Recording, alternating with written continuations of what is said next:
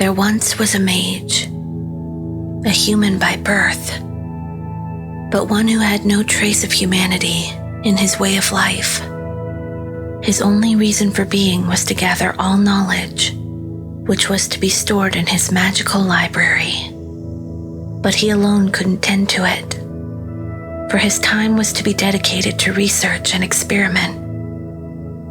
For that reason, he created a helper, a homunculus, with the purpose of maintaining and handling the library. And so I did. For uncounted years, I breathed for the sole purpose of memorizing books and their contents, to sort the information, for it to be available to the mage in the most convenient of ways. But that life couldn't last forever. The mage was growing older and weaker, for however powerful, no human could escape erosion, nor fight the relentless advance of time. With his last remaining energy, he gave life to his grimoire and burned down the magical library, sealing its contents in what will be the last of his creations. Left without a place to belong, nor any task to dedicate myself to, I just laid. I laid down on the burnt soil for so long. At some point, I was surrounded in vegetation. I remained an empty shell of a human figure, surely breathing, but not alive in the slightest. Until one day, a stranger's voice woke me from my sleepless rest. By the time I opened my eyes, a beautiful figure was silently sitting at my side, facing the direction of the rising sun. His black hair was gently being motioned by the wind, creating an image worth a painting. A few moments that were worth an eternity of words. The figure slowly turned to face me, his bright red eyes sparkling in the dim light of dawn. And with the calmest of voices, he asked, "Why do you lay there?" "I hold no reason not to," I promptly responded in turn. The figure looked away, and the comfortable silence went on for a few more minutes as the dawn-tinted sky illuminated us in warm colors, but was then interrupted again as the figure asked, while still looking far in the distance, "May I be your reason?" The words that I had wanted to hear most for all these interminable years were just now uttered, as if it was the most mundane of occurrences. In my mind, it was as if time had stopped for a moment, and yet, it felt like the ever-still clock had finally begun moving again.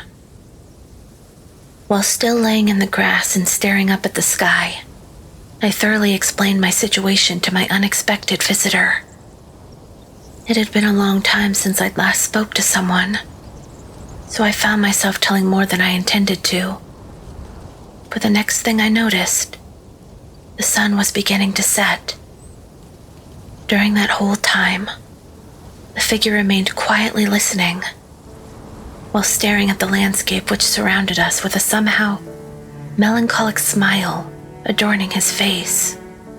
Once I was finally done talking, he looked at me again, his face now smug and brighter, those shiny red eyes glistening as those of a man who caught a glimpse of an endless fortune within his reach.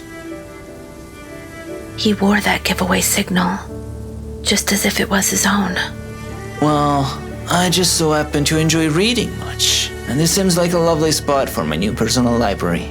So I shall ask again, may I be your reason?" For the first time since the day I came into this world, I felt my tears gently streaming down my cheeks. "Will you not just eventually die and leave me alone again?" I don't think there is any life form on this planet as bad at dying as I am. "Will you not just abandon me at some point and move on with your life?" How could I not make use of such a convenient spot? I'll be here at least once a week, so long as I'm not working elsewhere. Will you not just forget me? All the same, sometime in the future. Can I really trust you? At that point, he stopped talking, and he positioned himself on top of me so that his face would be closely facing mine.